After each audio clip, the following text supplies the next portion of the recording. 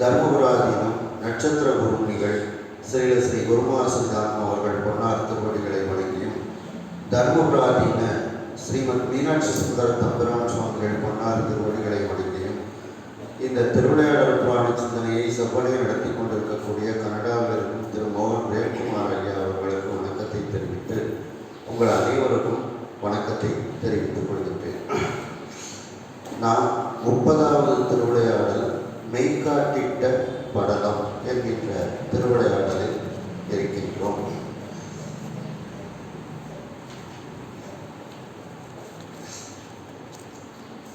மதுரையம்பதியில் குலபூடன பாண்டியன் என்கின்ற பாண்டிய மன்னனினுடைய அரசாட்சி சிறப்பாக நடந்து கொண்டிருக்கிறது.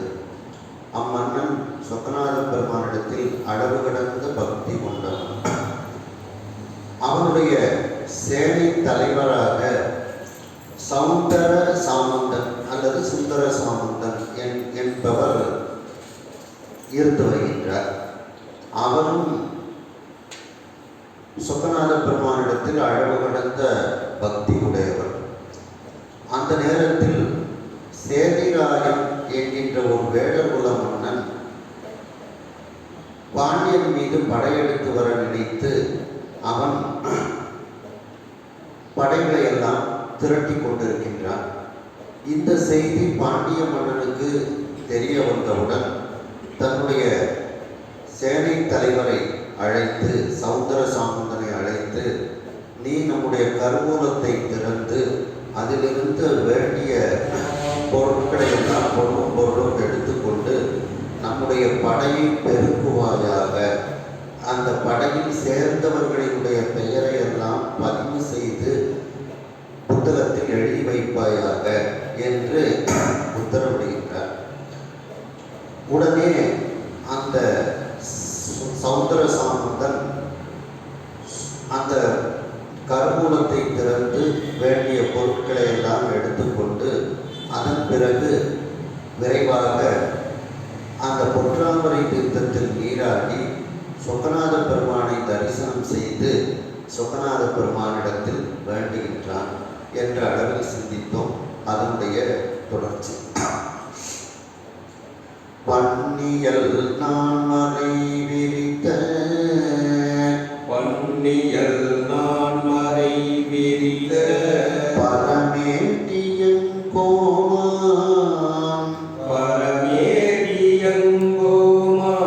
எண்ணிய காரியம் முடிப்பாய் எண்ணிய காரியம் முடிப்பாய் இவை உனக்கும் உன்னடிக்கே இவை உனக்கும் உன்னடிக்கே அந்நியமை அடியவர்க்கும் அந்நியமை அடியவர்க்கும் ஆதற்கயன இறந்து ஆதற்கயன இறந்து அப்புண்ணியமானிதி முழுதும் அப்புண்ணியமானிதி முழுதும் அவ்வழியே புலப்படுப்பான் அவ்வழியே புலப்படுவான்.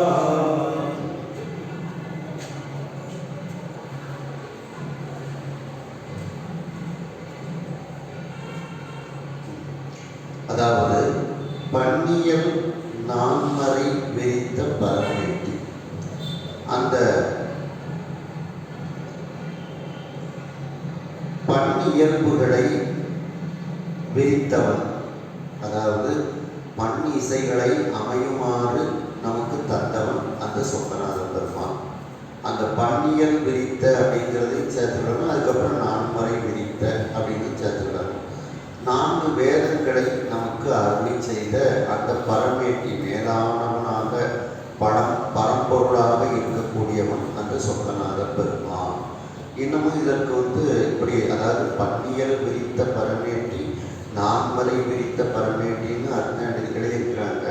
சில இதில் பன்னியல் நான்மறை அப்படின்னா அந்த 4 வேதங்களுக்குள்ள சாமவேதம்னு இருக்கு. அந்த சாமவேதமும் இசையினுடைய ஒரு இலக்கணங்களை உடையது தான்.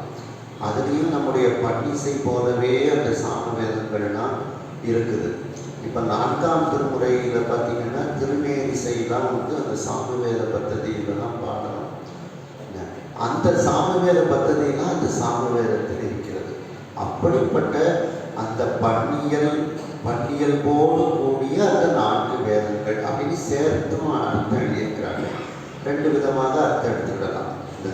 அப்படிப்பட்ட அந்த பன்னியல்புகளையும் அதனோடு கூடிய பன்னியல்புகளை நமக்கு அருளி செய்த சொக்கநாதரும் 4 வேதங்களை நமக்கு அருளி செய்த சொக்கநாதராக இருக்கக்கூடிய இறைவனே என்கோமான் எண்ணிய காரியம் நிற்பார். என்கோமான்னா என்னுடைய அரசன், அந்த குலபூடன பாண்டியன், அவன் நினைத்த காரியத்தை நீதான் முடிக்க வேண்டும் அப்படின்னு சொல்லி வேண்டுகிறார். அந்த குலபூடன பாண்டியன் படைகளை பெருக்குவதற்காக என்னிடத்தில் பொருளெல்லாம் தந்திருக்கின்றான், அந்த காரியத்தை நீதான் முடித்து வைக்க வேண்டும் அப்படின்னு சொல்றார். நான் அதே நேரத்தில் அந்த குலபூடன பாண்டியன் எனக்கு தந்த அந்த பொருட்கள் எல்லாம் இவை உனக்கும். இவைனா குலபூடன பாண்டியன் படைகளை பெருக்குவதற்கு தந்த அந்த பொருள்கள் எல்லாம் உனக்கும், இது உனக்கு பயன்பட வேண்டும். உன் அடிக்கு அந்நிய மெய் அடியவர்க்கு ஆதக்க, உன்னுடைய திருவடிக்கீழ் நெருங்கிய, அந்நியன நெருங்கிய, அண்மையிலிருந்து வந்தது அந்நிய, உன் திருவடிக்கீழ் நெருங்கிய அந்த உண்மையான அடியவர்களுக்கும் ஆதக்க அப்படின்னா பயன்படட்டும் அப்படின்னு அர்த்தம்.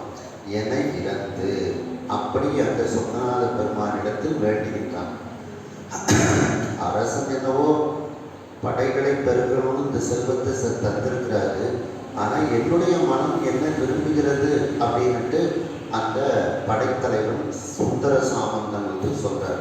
இந்த பொருட்கள் அனைத்தும் உனக்கு பயன்பட வேண்டும், உன்னுடைய அடியார்களுக்கு அது பயன்பட வேண்டும் அப்படின்னு ஒரு வேண்டுதலை வைக்கின்றான். என இறந்து என வேண்டிக் கொண்டு அப்புண்ணிய மாநிதி முழுதும், அந்த புண்ணியத்தால் பெருகிய அந்த மிகப்பெரிய நிதி முழுவதையும் அவ்வழியே புலப்படுப்பான். அவன் நினைத்த வழியிலேயே செலவழிக்கின்றான். புலப்படுதல்னா செலவிடுதல் அப்படின்னு அர்த்தம். அவன் அந்த படைத்தளபதி என்ன நினைத்தாரோ அதுபடியே சொக்கநாத பெருமானுக்கும் அவனுடைய அடியார்களுக்கும் அதை செலவு செய்கின்றார். எப்படி மணிவாசக பெருமான் குதிரை வாங்குறதுக்கு கொடுத்த பணத்தை ஆவுடையார் கோயில் கட்டி அடியார்களுக்கும் எப்படி அவர் செலவழித்தாரோ அதே மாதிரி இந்த படைத்தளபதி சுந்தர சாமந்தனும் சொக்கநாத பெருமானுக்கும் அவனுடைய அடியார்களுக்கும் இந்த பணத்தை அவன் செலவழித்து கொண்டு இருக்கின்றான். அதே நேரத்தில் சொக்கநாதன் என்ன ஒரு வேண்டுதல் வைக்கிறான், என்னுடைய அரசன் வேண்டிய காரியத்தை நீ முடிக்கணும் அப்படின்னு வேண்டிக் கொள்கின்றான்.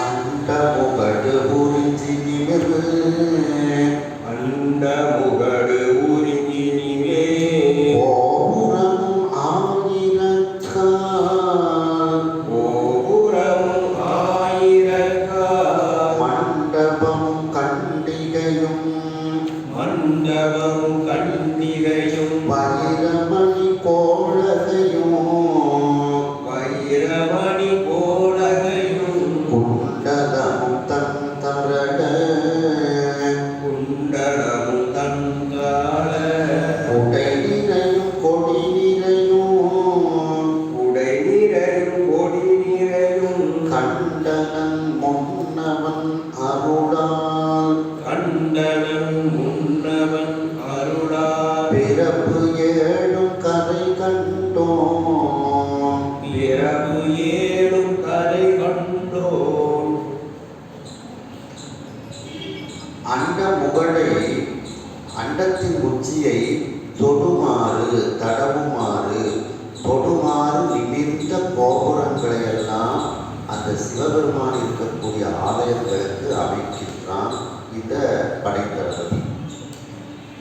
ஆயிரக்கால் மண்டபம், எந்தெந்த கோயில்ல எல்லாம் ஆயிரங்கால் மண்டபம் இல்லையோ அந்த ஆயிரங்கால் மண்டபத்தை அமைக்கின்றான். கண்டிகை அப்படின்னா தோழடி, சுவாமியினுடைய தோளுக்கு அணிகலனாக நல்ல தங்கத்தில் குப்பிகள்லாம் போட்டு ருத்ராட்ச மாலைகளெல்லாம் சுவாமிக்கு தயார் செய்கின்றார். வயிரமணி கோடகை, வயிரங்கள் நவரத்னங்கள் பதிக்கப்பட்ட அந்த ஆபரணங்களையும் அந்த இறைவனுக்கு தயார் செய்கிறார். குண்டலம், சுவாமிக்கு காதுக்கு அணிவதற்கு குண்டலம். தன் தரள குடை நிறையும், தரளம்னா முத்து, குளிர்ச்சி பொருந்திய முத்துக்கள் பதிக்கப்பட்ட அந்த முத்துக்குடை, அதையும் வரிசையாக இறைவனுக்கு அவன் செய்து வைக்கின்றான். கொடி நிறையும், அழகிய கொடிகள், அந்த கொடிகளையும் வரிசையாக அவைகளையும் செய்து வைக்கின்றான். கண்டனன், இவற்றையெல்லாம் அவன் செய்கின்றான். கண்டனன்னா செய்து அழகு பார்க்கின்றான் அர்த்தம். இவற்றையெல்லாம் செய்து சுவாமிக்கு சாத்தி அதை பார்த்து பார்த்து ரசிக்கின்றான் கண்டனன். முன்னவன் அருளால், அந்த எல்லோருக்கும் முன்னவனாகிய அந்த சொக்கநாத பெருமானியுடைய திருவருளால் பிறப்பு 7 கரை கண்டோம். அந்த 7 பிறப்புகளையும் கடந்து அந்த கரையை நீந்தி வந்தவனாகிய அந்த படைத்தளபதி சுந்தர சாமந்தன். அப்படின்னா இனிமேல் அவனுக்கு இதுதான் முக்தி தரக்கூடிய பிறவி, மற்ற ஒவ்வொரு பிறவியாக அவன் கடந்து வந்து விட்டான் அப்படிங்கிறத அவனுக்கு அடைமொழி கொடுக்கின்றார்கள். சுவாமிக்கு பெரிய பெரிய கோபுரங்கள், எந்த கோயிலெல்லாம் கோபுரம் இல்லையோ கோபுரங்கள் இல்லை. அதுக்கப்புறம் ஆயிரங்கால் மண்டபங்கள், சுவாமிக்கு மார்பு அணிகலன்கள், கழுத்து அணிகலன்கள், குண்டலங்கள், முத்துக்குடைகள், கொடிகள், இதையெல்லாம் கொடிகளும் நல்ல தங்கத்தில் செஞ்சு அதை அலங்காரமாக வைப்பார்கள். இதையெல்லாம் சுவாமிக்கு பார்த்து பார்த்து செஞ்சு அதை தன்னுடைய கண்களால் அழகு பார்க்கின்றான் அந்த மந்திரி, படைத்தளபதி. அதாவது பண் இயல்புகளை விரித்த, பன்னியல்புகளை நமக்கு சொல்லித்தந்த அந்த பரமேட்டி, மேலான பரம்பொருளாக இருக்கக்கூடிய சொக்கநாத பெருமானே, 4 வேதங்களை விரித்து உரைத்த சொக்கநாத பெருமானே என்றும் பொருள் எடுத்துக்கொள்ளலாம். அல்லது அந்த சாம வேதத்தில் பன்னியல்புகளெல்லாம் இருக்கின்றது. அப்படிப்பட்ட பண் இயல்புகளை உடைய அந்த 4 வேதங்களை விரித்து சொன்ன சொக்கநாத, மேலான பரம்பொருளாக இருக்கக்கூடிய சொக்கநாத பெருமானே, என்னுடைய அரசனாகிய குலமூடன பாண்டியன் படைகளை பெருக்க இந்த பொருளும் பொருளும் தந்திருக்கின்றான். அவன் எண்ணிய காரியத்தை நீதான் முடிக்க வேண்டும். அதே நேரத்தில் என்னுடைய மனதில் என்ன தோன்றுகின்றது என்றால், அந்த படை பெருக்குவதற்காக எடுத்துக்கொண்ட இந்த பொருளும் பொருள் இவைகள் எல்லாம் உனக்கும் பயன்பட வேண்டும். உன்னுடைய திருவடிக்கு நெருங்கிய மெய்ய உண்மையான அடியவர்களுக்கு இந்த பொருள் பயன்பட வேண்டும், இந்த செல்வங்களெல்லாம் பயன்பட வேண்டும் என்று வேண்டிக் கொண்டு அந்த புண்ணியத்தின் வழிவந்த அந்த மிகப்பெரிய நிதி முழுவதையும் அவன் நினைத்தபடியே சொக்கநாத பெருமானுக்கும் அவனுடைய அடியார்களுக்கும் அவன் செலவிடுகின்றான். அந்த படைத்தளபதியாகிய சௌந்தர சாமந்தன் அண்ட முகடை தடம் கொண்டு செல்லக்கூடிய கோபுரங்கள், நிமிர்ந்து நிற்கக்கூடிய கோபுரங்களை இறைவனுக்கு கட்டுவிக்கின்றான். ஆயிரங்கால மண்டபங்களை இறைவனுக்கு கட்டுவிக்கின்றான். கண்டிகை என்கின்ற தோழணியை அந்த இறைவனுக்கு நிறைய அதை செய்து இறைவனுக்கு அணிவித்து அழகு பார்க்கின்றான். வயிரமணி கோடகை, வயிரங்களும் நவரத்னங்களும் பதிக்கப்பெற்ற அந்த ஆபரணங்களையெல்லாம் செய்து இறைவனுக்கு சாத்தி அதை கண்ணால் கண்டு கழிப்படைகின்றான். குண்டலங்கள் இறைவனுக்கு அணிவித்து கழிப்படைகின்றான். குளிர்ச்சி பொருந்திய முத்து குடைகளை வரிசையாக இறைவனுக்கு செய்ய செய்து அந்த குடைகளை இறைவனுக்கு அமைப்பாக அமைத்து அதை கண்ணால் கண்டு இன்புறுகின்றான். கொடிகள் அதையும் வரிசையாக செய்ய செய்து அதையும் இறைவனுக்கு சமர்ப்பணம் செய்து இந்த அழகிய காட்சிகளையெல்லாம் கண்ணால் கண்டு கழிப்படைகின்றான் அந்த சுந்தர சாமுந்தன் என்கின்ற படைத்தளபதி. அவன் எப்படிப்பட்டவன் என்றால், முன்னவனாகிய சொக்கநாத பெருமானினுடைய திருவருளால் 7 பிறப்பிலிருந்தும் மீண்டு எழுந்து அந்த கரையை கண்டவனாக அந்த படைத்தளபதி சொக்கநாத பெருமானினுடைய அருள் பெற்றவனாக அவன் இருக்கின்றான். அந்நிய மெய் அடியவர்னா, அந்நியன்னா அண்மைன்னு அர்த்தம். அண்ணாமலை நமக்கு அந்நிய மலை தான். அடியவர்கள் அல்லாதவர்களுக்குன்னா அது அண்ணாமலை தான். அடியவர்களுக்கெல்லாம் அது அண்ணும் மலை தான். நெருங்கக்கூடிய மலையாகத்தான் அது இருக்கின்றது.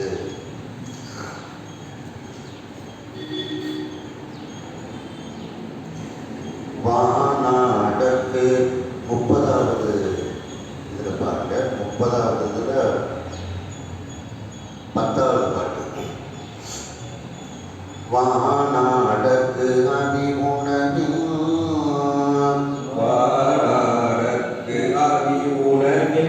வகை முன்னூல் மன்றல் முதல் நானாவாம் சிறு வேள்வி நான் மறையோர்க்கு அறுசுவையும்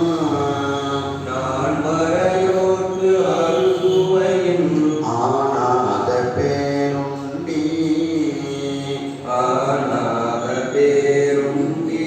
அறுத்து பணிதான் ஆனாத பேருண்டி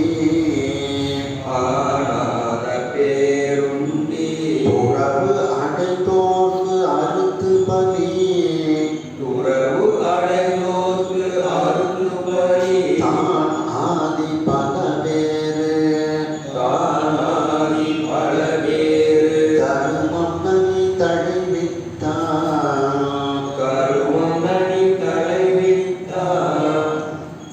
அந்த வானாடற்கு அந்த தேவலோகத்தில் இருக்கக்கூடிய அவர்களுக்கு அவி உணவுகளின் வகை அந்த வேள்விகள் செய்து அதில் அவிகளை இடுவார்கள்.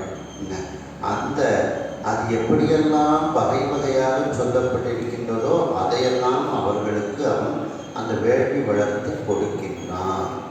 முன்னூல் மன்றல் முதல் அதாவது முன்னூல்னா பூநூல் விழா, மன்றல்னா விழான்னு அர்த்தம். அந்த யாருக்கெல்லாம் பூநூல் விழா நடத்த வேண்டுமோ அவர்களுக்கெல்லாம் அந்த பூநூல் விழாக்களை நடத்தி அவர்களை மகிழ்ச்சி அடைய செய்கின்றார். நானாவாம் சிறுவேள்வி, நானாவாம்னா பலவிதமான அப்படின்னு அர்த்தம். நானாவிதம் அப்படின்னு சொல்கிறோம்ல, அந்த நானாவிதத்திலிருந்து வந்தது தான் இது நானாவாம். பலவிதமான சிறு சிறு வேள்விகளை எல்லாம் செய்து அந்தந்த இறைவனுக்கு அதை சமர்ப்பிக்கின்றார். 4 வேதங்களை சொல்லக்கூடிய அந்தணர்களுக்கு அறுசுவையின் ஆனாத பேருந்தி, 6 சுவையோடு கூடிய குறையாத அந்த மிகப்பெரிய உணவை அவர்களுக்கு கொடுக்கின்றான். துறவு அடைந்தோருக்கு அருந்துபதி, துறவு நிலையை அடைந்த அந்த துறவிகளுக்கு அவர்கள் என்ன உணவு உண்கின்றார்களோ அந்த உணவை அவர்களுக்கு கொடுக்கின்றான். இப்படி தானாதி பலவேறு, இப்படி மேற்கூடியவாறு பலவிதமான தர்மங்களை நன்றாக தழைமாறு செய்தான்.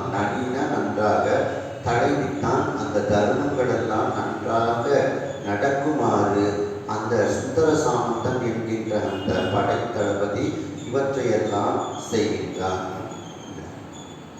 ஏன்னா சில இடங்களில் சில பேருக்கு பூநூல் விழாலாம் நடத்துறது வசதி வாய்ப்புகள் இல்லாமல் இருக்கும். அதையெல்லாம் இவன் வந்து செய்து வைக்கின்றான். இதெல்லாம் புண்ணிய காரியம் அப்படின்ட்டு செய்து வைக்கின்றான். எவரேனும் பொருந்திர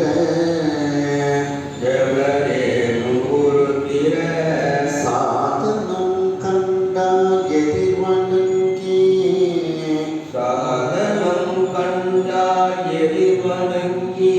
அவரே நம் பிறப்பு அறுக்க வடிவு தெடுத்த அருள் என்று கவராத அன்பு உள்ளம் கசித்து ஒழுக அருச்சித்து சுவை ஆணி அமுது அருத்தி எஞ்சிய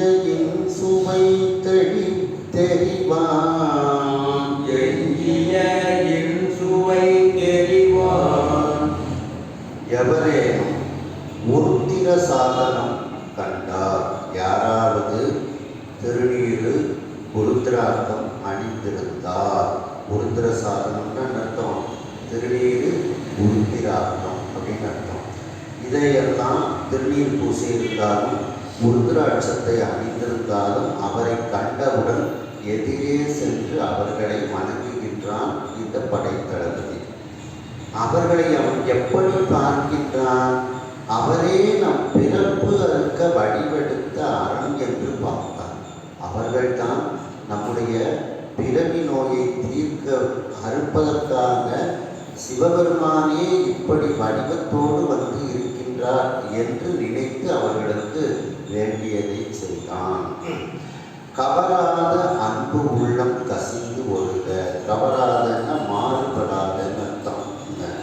மாறுபடாத அன்பு உள்ளத்தோடு கசிந்து ஒழுகிக் கொண்டு அர்ச்சித்து அவர்களை அழைத்து வந்து அவர்களுக்கு பூஜைகள் எல்லாம் செய்து சுவை ஆறி அமுது அருத்தி 6 சுவையோடு கூடிய அமுதுகளை அவர்களுக்கு உண்ணச் செய்து, அருத்தினா உண்ணச் செய்துன்னு அர்த்தம். எஞ்சிய இன்சுவை தெரிவான். அதனால் கிடைக்கக்கூடிய இனிமையான சுவையை அவன் தெரிந்து கொள்கிறான். அதாவது ஈதல் அப்படிங்கிறது ஒரு பெரிய இன்பத்தை கொடுக்கக்கூடியது. ஒருத்தருக்கு ஒன்று கொடுக்கும்போது நமக்கு மனசில் ஒரு இன்பம் வருகின்றது. இன்பம் வர்றதுனால தான் எல்லாரும் கொடுக்குறாங்க. அப்படி இவர்களுக்கெல்லாம் இதையெல்லாம் செய்து அதனால அவனுடைய மனசுக்குள்ள ஒரு சுவை தெரியுது பார்த்தீங்களா, ஒரு இன்பம் தெரிகின்றது அல்லவா, அதை அவன் தெரிகின்றான். பிறருக்கு கொடுப்பதனால் என்ன இன்பம் கிடைக்கின்றதோ அந்த சுவையை அவன் தெரிந்து கொள்கின்றான்.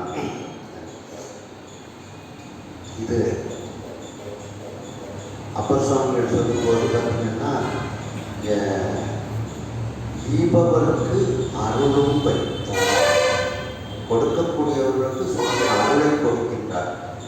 கரப்பவர் தங்களுக்கெல்லாம் கடு நரகங்கள் வைத்தார். வஞ்சனையாக எல்லாத்தையும் சேர்த்து நமக்கு சந்ததியினருக்கு வேணும் அப்படின்ட்டு அந்த வஞ்சனையோடு இருக்கக்கூடியவர்களுக்கு கடு நரகங்களை கொடுக்கின்றாராம். கரப்பவர் தங்களுக்கெல்லாம் கடு நரகங்கள் வைத்தார்.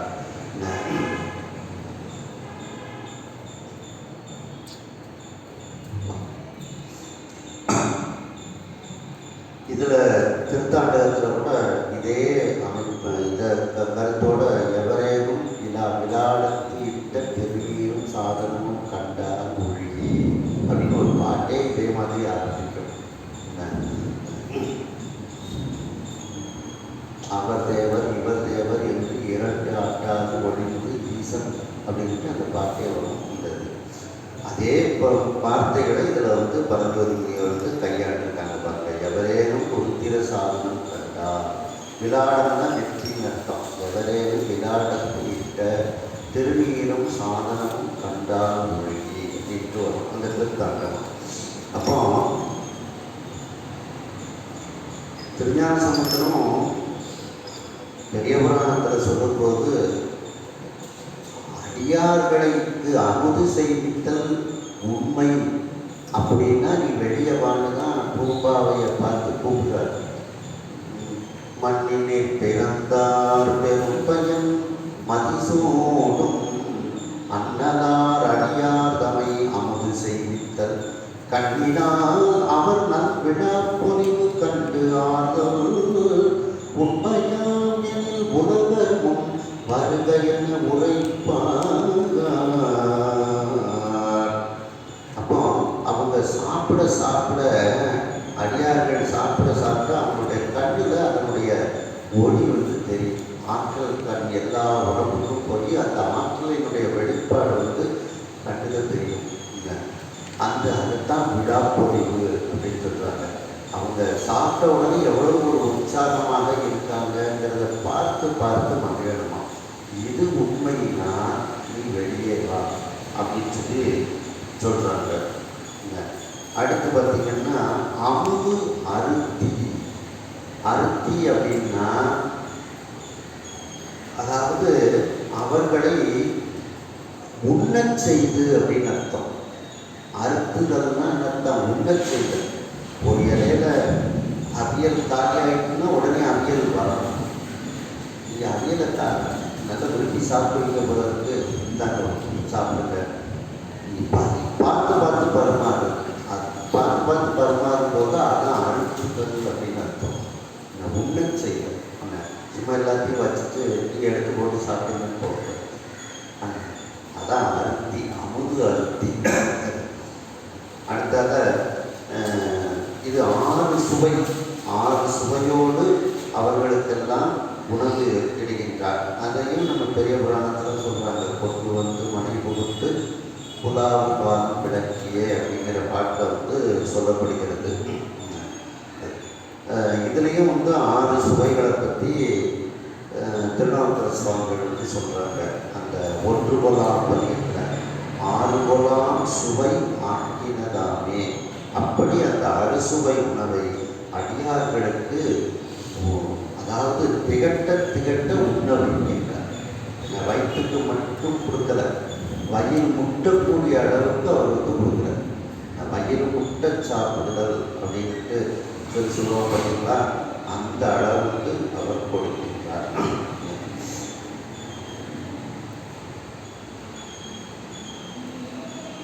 அதை கூட என்ன சொல்லுவாங்க அப்படின்னா, உண்ணுதல் அப்படின்னா வயிற்றுக்கு உண்ணுதல் அப்படின்னு அர்த்தம். தின்னுதல் அப்படின்னா வயிறு முட்டை சாப்பிடும். தின்னுதல் அப்படிங்கிறது என்ன அர்த்தம்? வயிறு முட்டக்கூடிய அளவுக்கு சாப்பிடுவதற்கு பேர் தின்னுதல்னு பேர். இதுக்கு வந்து பெரிய 4000 திவ்யபிரபந்தத்தில் ராமனை பற்றி சொல்லும்போது, ராமான் எப்படிலாம் இருக்கிற அப்படின்னு சொல்லும்போது, உண்ணும் உணவு நீ, உண்ணக்கூடிய உணவு, பருகும் நீர் நீ, நான் குடிக்கக்கூடிய தண்ணீராக நீ இருக்கின்றார். தின்னும் வெற்றிலை நீ அப்படின்னு அந்த வெற்றிலைக்கு மட்டும் தின்னுங்கிற பதத்தை போடுறாரு. இந்த வெற்றிலை எதுக்காண்டி போடுவாங்க அப்படின்னா, கல்யாண வீட்டில் வயிறு முட்டை சாப்பிட்டுட்டு அதை ஜீரணிக்காததுக்காண்டி வெத்தலை பார்க்க வச்சுருப்பாங்க. வெத்தலை பார்க்க போட்டோம்னா அது ஜீரணிச்சிடும். அதனால் அந்த வெத்தலைக்கு என்ன பதம் பார்த்தே வந்து பிரயோகம் பண்ணுறாங்கன்னா, 4000 திவ்யபிரபந்தத்தில் இந்த பாட்டை பார்க்கலாம். தின்னும் வெற்றிலை, அதை உண்ணும் வெற்றிலை போடலாம். அந்த வயிறு முட்டை சாப்பிட்டதுக்கு தான் தின்னும் அப்படின்ட்டு இருக்குது.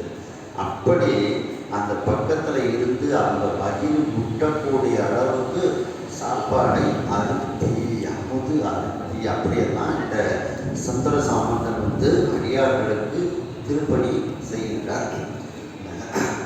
இப்போ நம்ம ஐயா காப்பி கொண்டு வருவாங்க, 1 டம்ளர் தான் அளவு. அவளுக்கு மனசு கேட்காது. அந்த 1 டம்ளருக்கு மேலே உள்ளவங்க கொஞ்சம் சாப்பிட்டா தான் அவளுக்கு மனசு திருப்தி ஆகும். அதனால் சிரிப்பொரு என்ன செய்ய அப்படின்ட்டு இந்த காப்பியை வந்து வயிறு முட்டக்கூடிய அளவுக்கு காப்பி குடிக்கிறது. அதுபோல் அந்த அமுது அழுத்தி அப்படின்னு சொல்லுவாங்க. சுந்தர சாமந்தன் அந்த வானுலகத்தில் இருக்கக்கூடிய தேவர்களுக்கு வேள்விகளை வளர்த்து அந்த வேள்வியில் உணவுகளை எல்லாம் வகை வகையாக கொடுக்கின்றார். அந்த குலபூரண பாண்டியன் தந்த பொருளிலிருந்து இப்படிப்பட்ட தர்மங்களை எல்லாம் அந்த சுந்தர சாமந்தன் செய்கின்றார். மேலும் பூநூல் விழாக்கள் முதலியவற்றை நடத்தி வைக்கின்றார். மேலும் பலவிதமான சிறு சிறு வேள்விகளை எல்லாம் நடத்தி அதற்கு இந்த பொருளை பயன்படுத்துகின்றார். 4 வேதங்களை சொல்லக்கூடிய அந்தணர்களுக்கு அறுசுவையோடு கூடிய குறையாத பேருந்தியை மிகப்பெரிய உணவை உண்பதற்கு அவர்களுக்கு கொடுக்கின்றார். மேலும் துறவு நிலையை அடைந்த அந்த துறவிகள் என்ன சாப்பிடுவார்களோ அதை அவர்களுக்கு அவன் கொடுக்கின்றான். இப்படிப்பட்ட பலவிதமான தர்மங்களை நல்ல விதமாக அந்த பாண்டிய நாட்டில் தழைக்குமாறு அந்த குலபூரண பாண்டியன் தந்த செல்வத்தை இப்படியெல்லாம் அந்த சுந்தர சாமந்தன் என்கின்ற படைத்தளபதி செலவழிக்கின்றான். மேலும் யாராவது அந்த உருத்திர சாதனமாகிய திருநீரு உருத்திராக்கம் அணிந்து வந்தால் அவர்களை கண்டவுடனேயே அவர்களுக்கு எதிரே சென்று அவர்களையே நம்முடைய பிறப்பை அறுப்பதற்காக வடிவெடுத்து வந்த சிவபெருமான், இப்படிப்பட்ட அந்த மானுட சட்டை தாங்கி வந்த சிவபெருமான் என்று மனதில் நினைத்து மாறுபடாத அன்பு உள்ளத்தோடு அவர்களை நினைந்து கசிந்து ஒழுகி அவர்களுக்கு அர்ச்சனை செய்து அவர்களை அழைத்து வந்து கொண்டு வந்து மணி புகுந்து புலாவு பாதம் விளக்கியே பண்டு காதலின் ஆதனத்திடை வைத்து அர்ச்சனை செய்தபின் உண்டினாத விதத்தில் 6 சுவை திறத்தினில் அண்டர்பிரான் தொண்டர் இச்சையில் அமுது செய்ய அழித்தார் அப்படிங்கிறது போல அவர்களுக்கு அந்த 6 சுவையோடு கூடிய அமுதுகளை எல்லாம் அவர்கள் வேண்டும் அளவும் அவர்களுக்கு உண்ணச் செய்து இப்படிப்பட்ட இதனால் கிடைக்கக்கூடிய ஒரு சுவை, இதனால் கிடைக்கக்கூடிய ஒரு மகிழ்ச்சியை அவன் தெரிந்து வைத்ததனால் இப்படியெல்லாம் அவன் செய்து அதனில் கிடைக்கக்கூடிய அந்த மகிழ்ச்சியை அவன் அடைந்தான் அந்த சுந்தர சாமந்தன். இன்றைக்கு 1000 நாளைக்கு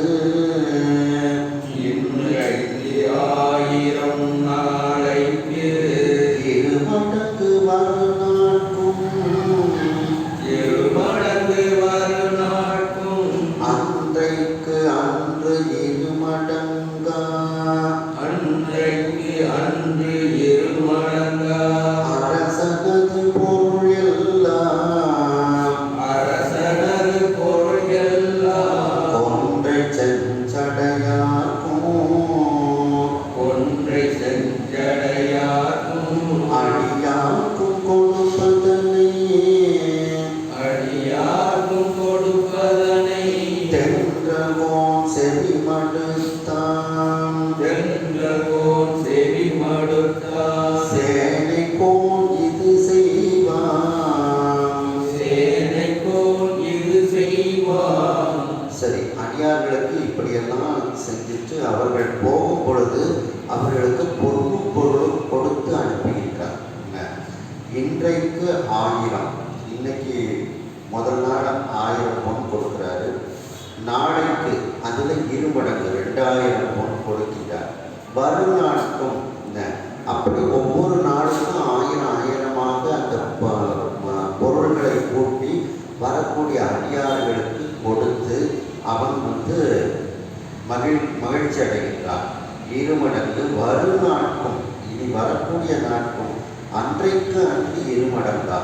அந்த முதல் நாள் என்ன கொடுத்தாலும் அதற்கு 2 மடங்காக ஒவ்வொரு நாளும் அப்படியே கொடுத்து கொண்டு அரசனது பொருள் எல்லாம் அந்த குலபூரண பாண்டியனுடைய பொருள் எல்லாவற்றையும் அந்த கொன்றையை அணிந்த சிவந்த சடையை உடைய அந்த சொக்கநாத பெருமானுக்கும் அடியாருக்கும் அந்த சொக்கநாத பெருமானினுடைய அடியார்களுக்கும் கொடுப்பதனை இப்படி கொடுத்து கொண்டே இருக்கின்றான் என்பதனை அந்த தென்றல் கோனாகிய அதாவது தென்றல் தவழும் அந்த பொதிய மலையை தன்னுடைய மலையாக உடைய அந்த பாண்டிய நாட்டு அரசன் யாரு, குலகூடன பாண்டியன் செவி மடுத்தான். இதை தெரிந்து கொண்டான். செவி வழியாக இதனை தெரிந்து கொள்கின்றான். இவன் ராஜாவுக்கு நாம் செய்யக்கூடியதெல்லாம் தெரிஞ்சிட்டு அப்படிங்கிறது சமுத்திர சாமந்தனுக்கு தெரிஞ்சிருது. உடனே இதை ராஜாவுக்கு நாம் செஞ்சதெல்லாம் தெரிஞ்சிட்டே அப்படின்ட்டு சமுத்திர அறிவாளி அல்லவா, படைத்தளபதியின் போது பெரிய அறிவாளியாக இருக்க வேண்டும் அல்லவா. உடனே அந்த படைத்தளபதியாகிய சேனைக்கோன் அந்த அரசவைக்கு சென்று இப்படியெல்லாம் அவன் செய்ய ஆரம்பிக்கின்றான். அதாவது ராஜா கொடுத்த செல்வத்தை எல்லாம் இந்த சுந்தர சாமந்தன் இப்படியெல்லாம் செலவழிக்கிறார்கள்னுட்டு ராஜாவினுடைய காதுகளுக்கு ஒற்றர்கள் போய் சொல்லிவிடுகின்றார்கள். அதை செவிமடுத்தான் அப்படின்னா ஒற்றர்கள் சொல்ல அதை கேட்டு தெரிந்து கொள்கின்றான். ராஜாவுக்கு இந்த செய்தி போயிட்டு அப்படிங்கிறத அந்த படைத்தளபதி தெரிந்து கொள்கின்றான் அப்படின்ட்டு. காவலன் அமயத்து எய்தி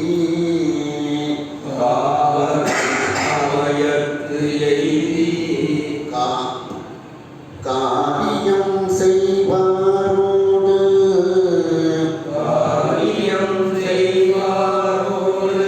மேவினன் பிற நாட்டு உள்ள வீரர்க்கு வெறுக்கை போக்கி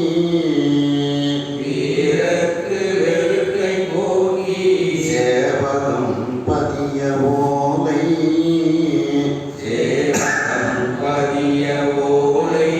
செலவிடுத்து அழைப்பான் போல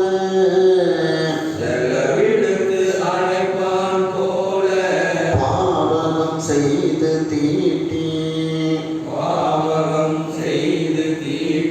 பட்டிமை ஓலை உயிப்பான். இப்போ ராஜா கொடுத்த ரூபாயை பூரா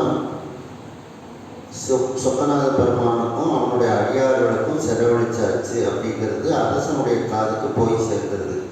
அரசனுக்கு நம்முடைய செயல்பாடுகள் தெரிந்து விட்டது என்று அந்த படைத்தளபதியாகிய சுந்தர சாமந்தனும் தெரிந்து கொண்டு உடனே அந்த அரச காரியங்கள் நடக்கக்கூடிய அந்த அலுவலகத்திற்கு அவன் செல்கின்றான். அந்த படைத்தளபதி காவலன் அவையத்து எய்தி, அந்த காவலன்னா இந்த சுந்தர சாமந்தன் என்கின்ற படைத்தளபதி அந்த அவைக்கு உரிய நடைமுறைகள் அந்த காரியங்களை எல்லாம் நடத்தி வைக்கக்கூடிய அந்த அலுவலகம், அந்த அலுவலகத்தை அடைந்து காரியம் செய்வாரோடு அங்கு இருந்து அந்த வேலைகளை எல்லாம் செய்யக்கூடிய அந்த பணியாட்களோடு மேவினன் அவர்களோடு ஒன்றாக இவனும் சேர்ந்து வேலை செய்வது போல நடிக்கின்றான். பிற நாட்டு உள்ள வீரருக்கு ஒவ்வொரு நாட்டிலிருந்தும் வீரர்களை அவர்கள் திரட்டுவார்கள். அந்த வீரர்களை இங்கே வரவழைத்து அவர்களுக்கு என தனியாக ஒரு இடத்தை கொடுத்து அங்கே தங்க வைப்பார்கள். அவர்களை தேவைப்படும் போது அந்த போருக்கு அழைப்பார்கள். அதில் ஒவ்வொரு நாட்டு வீரர்களும் இருக்கும்.